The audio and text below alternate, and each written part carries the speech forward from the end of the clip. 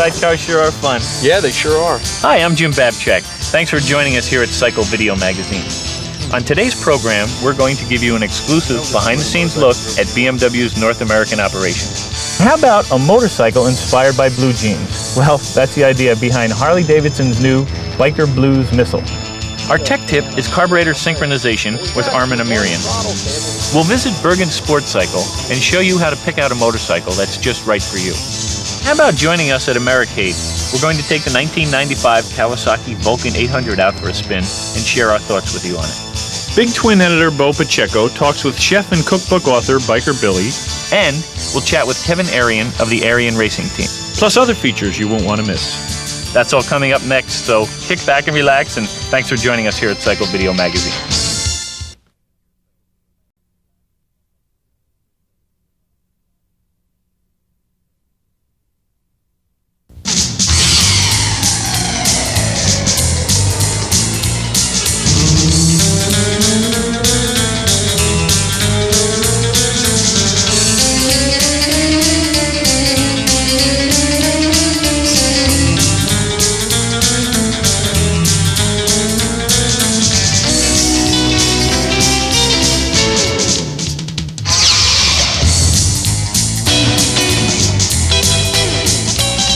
Kawasaki, the company famous for supplying us with good times, has done it again with its newest entry on the American cruiser scene, the Vulcan 800. This new, sleekly styled V-twin turns heads with its classic lines and distinct profile. The engine is an all-new rubber-mounted 55-degree V-twin layout. It is both air and liquid-cooled, and the radiator is neatly tucked between the down tubes of the frame. The polished cooling fins and the black painted engine cases nicely define the beautiful lines of the engine. Fuel is mixed by the key-in 36mm carb positioned between the two cylinders and topped off with a circular chromed air cleaner cover. The Vulcan's 5-speed gearbox is mated to a final drive chain, and gearing is both clean and responsive. It is perfectly capable of handling the short stretches of boulevard cruising, as well as the occasional twisting mountain terrain we tested it on. The frame is a double-down tube design with Kawasaki's Unitrack rear suspension. Mated with a 41mm telescopic front fork, it gives you just the right look for an American-style cruiser. A 16-inch rear-spoked wheel in the back and a 21-inch spoked wheel in the front add to the classic line of the 800. A single disc brake in the front and a mechanical brake in the rear provide the stopping power. We felt confident with their abilities as tested, but hope that Kawasaki's plans include a disc in the rear at some future date. We love the ducktail rear fender. With its chrome struts and two-tiered seat, we felt comfortable and relaxed in the seating position. And the super urethane foam padding did its job very effectively. The teardrop gas tank, with its center-mounted speedometer and its pullback buckhorn handlebars, captured the cruiser look spot on. Dual rear swept exhaust emit a mellow throbbing note, and the turned-out ends complement the look. The V800 is available in pearl greenish black and candy cardinal red. We found the comfort and finish to be excellent, and the extensive use of chrome added to the overall cruiser style.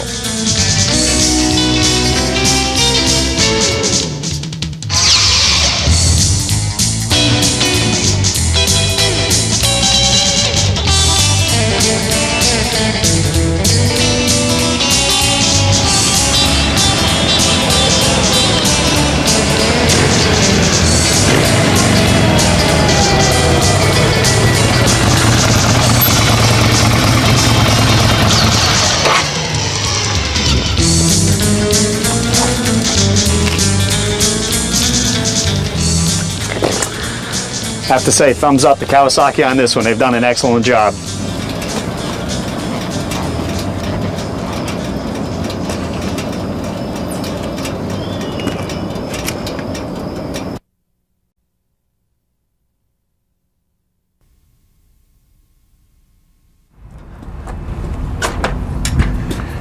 BMW first manufactured motorcycles in 1923.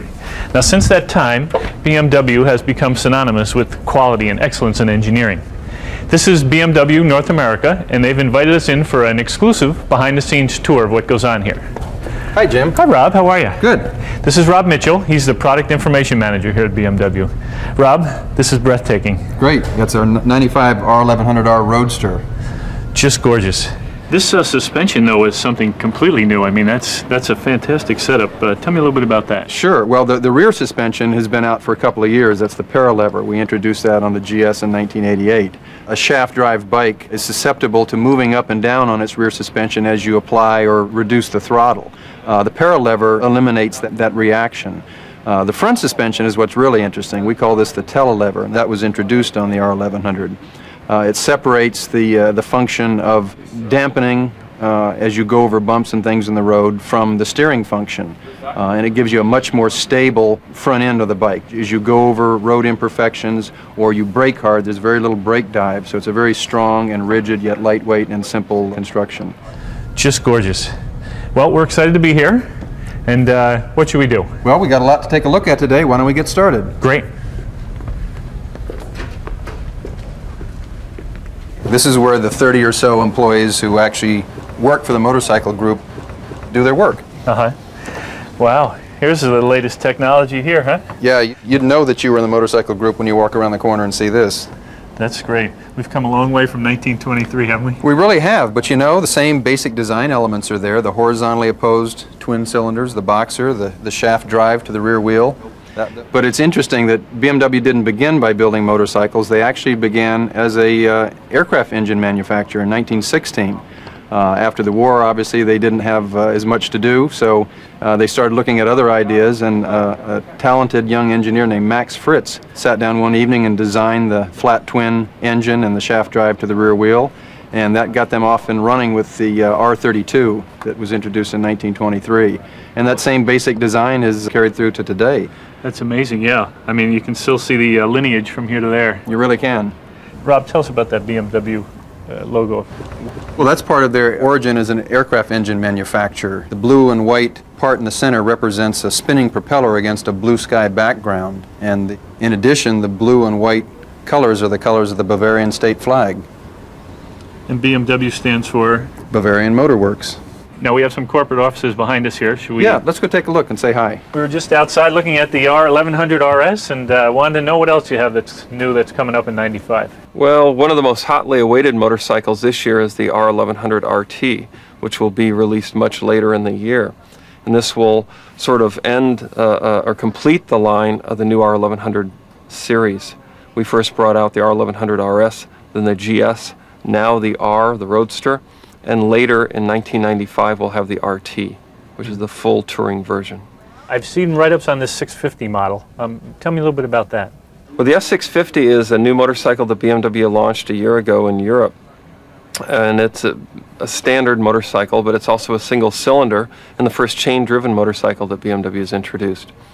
The response internationally has been just fantastic, and we're looking forward to getting this motorcycle in a couple of years. So it's about 2 years away from the American market? Yes, it is, unfortunately. And would this be the smallest bike for, let's say, someone starting out on a BMW? Yes, this would be the entry-level BMW, but from a displacement category, in the last decade, this would be the smallest displacement bike that we will have made. Super. Frank, thank you. You're welcome. Thanks for coming by. We'll check back with BMW later in the show.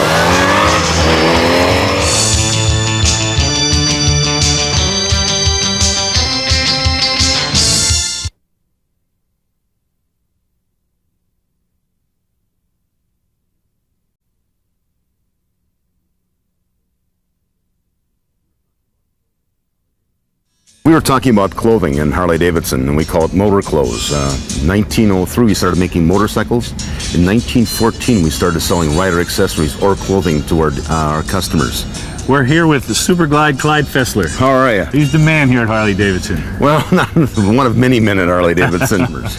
Last year in the United States, we sold over 70,000 motorcycles. We also sold 7 million garments. And our strategy is very simple, is the engagement is the clothing, the marriage is the motorcycles. Okay. All right. A new category that we launched last year were blue jeans. If you recall the image of the all-American male is, you know, with James Dean personified, is that leather jackets, the pair of boots, the classic t-shirt, and a pair of jeans. Well, up to last year, we offered all of those except the blue jeans, and we launched this new line called Biker Blues. Biker Blues, the Harley-Davidson of blue jeans. It's about time. The coin pocket is on the left-hand side.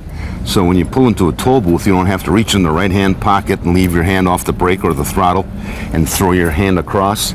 You just reach into your left-hand coin pocket, pull out your change, and toss it into the toll booth, and you're all set to go. That pocket's good for guys like us that have to keep blipping our right hand with the throttle. Is that right, Clyde? Stick with a stock carburetor, go to fuel injection, you won't have that problem. All right. Our strategy was to launch this line of jeans, but to the general public, but to gain credibility, we wanted a target market. First of all, the motorcyclists. So the jeans, whether the cut is really specifically designed against that motorcycle marketplace, and the concept came, hey, if we have Biker Blues, why not a Biker Blues bike? Cool. All right. And what you see over here to the right that we're going to take a look at in just a second is an effort that took over 400 hours of special painting, plus another 200-300 hours of customizing. So there's about 500-600 hours of work into this Biker Blues bike, which is the fat boy, and we call it the Biker Blues Missile. And as you can see, there's just tons and tons of detail. The more you look at this bike, the more you discover. For instance, look at the zippers on the rocker boxes. Oh yeah, look at see that. All right, that's great. And the seam on the ignition system over there, and the special seams in the pocket, the coin pocket on the left-hand side, like it is on the actual jeans. The pulley is matched to the wheel, special cutting. And, you know, of course, we have a Biker Blues helmet now to match the bike itself. Wow. And as I said, there is over 400 hours of painting alone and airbrushing and detail that went into this motorcycle. Geez, I like that center panel there with the slide there. That's great. With the fly? Yeah, that's to keep it so you don't get breezy, to remind you to keep it zipped up. Some new features on this bike that hasn't been seen before is the antiqued medallions and antiqued controls. If you look through the whole motorcycle, there's a theme through here.